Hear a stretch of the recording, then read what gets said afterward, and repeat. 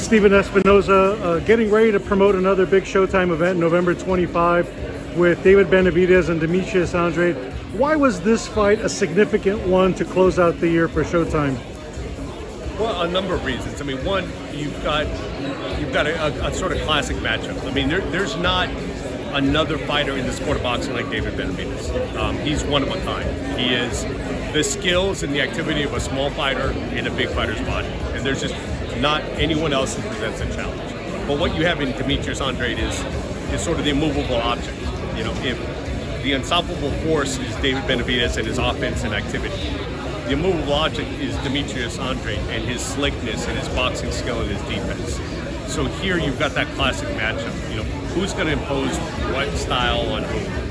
And in this particular case, I love the fact that they're not sitting home waiting to hit the Canelo lottery. They're not waiting for the phone call.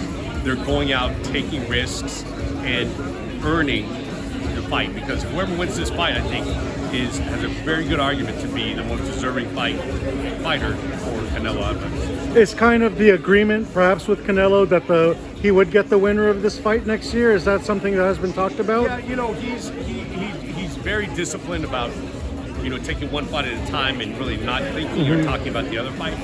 But if you look at the division, it's tough to argue, you know, with the winner of this fight. If David Benavidez, you know, goes in successive fights, beats Caleb Plant, beats Demetrius Andrade, you know, it's tough to say that he doesn't deserve a Canelo fight. And it's tough to say that that's not the biggest Canelo fight that there is. Absolutely. Showtime had arguably one of its best years in 2023 with all of the events that it staged. A lot of the fans are already talking about 2024. Could you perhaps preview any of the events that are coming up with some of the key headliners like Gervonta, the rematch with Crawford Spence, and so forth?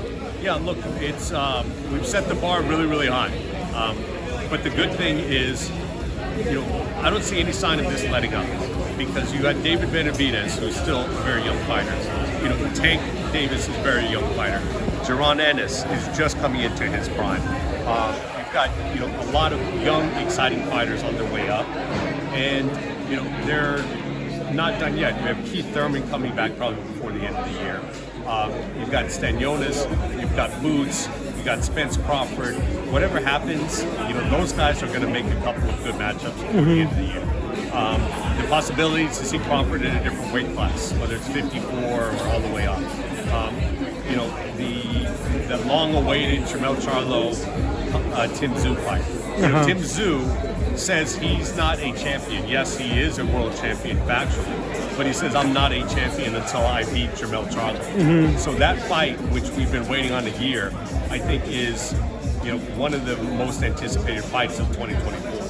For 2024, when could we expect to see Tank Davis? Is that Q1 looking like? Yes, you know, definitely. You know, we talked about trying to squeeze him in this year, but he's still, you know, getting acclimated, knocking out his, you know, stuff he's got to take care of. So I think certainly in the first quarter of next year. How much can you tease on the short list of opponents that are being considered for Tank? Well, look, you know, everybody out there is jumped on sort of Isaac Cruz. It's definitely a possibility. I wouldn't call him the #1 contender here, because at this point, when you're Tank Davis and you come off a mega fight like Ryan Garcia, that's addictive. You know, you get addicted to that level of fight. So I have no question that he's going to look for the biggest fights possible. Now, some fights are easier to make and more makeable than others, but I think in time, he will fight all the guys that everyone wants him to fight.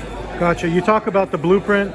Is the blueprint set for 2024 to have these cross-promotional fights more frequently, like you had with Davis and Garcia? Sure. I mean, when it's necessary. Look, it's.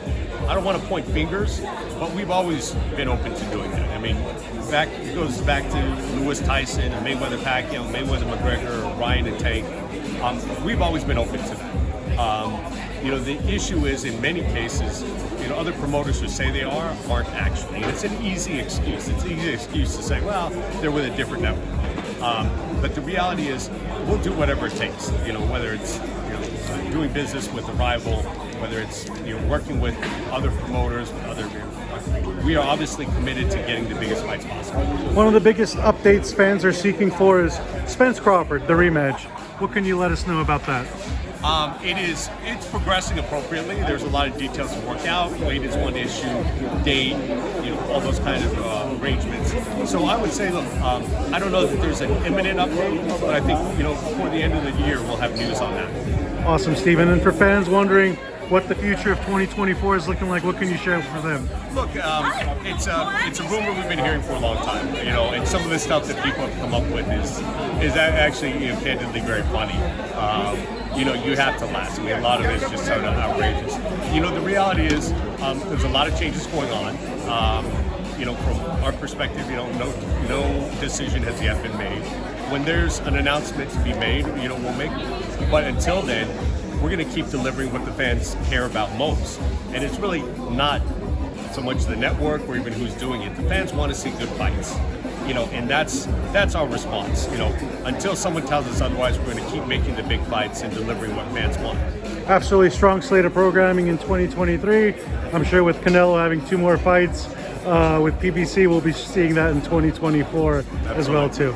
Thank you, Stephen. All right, good.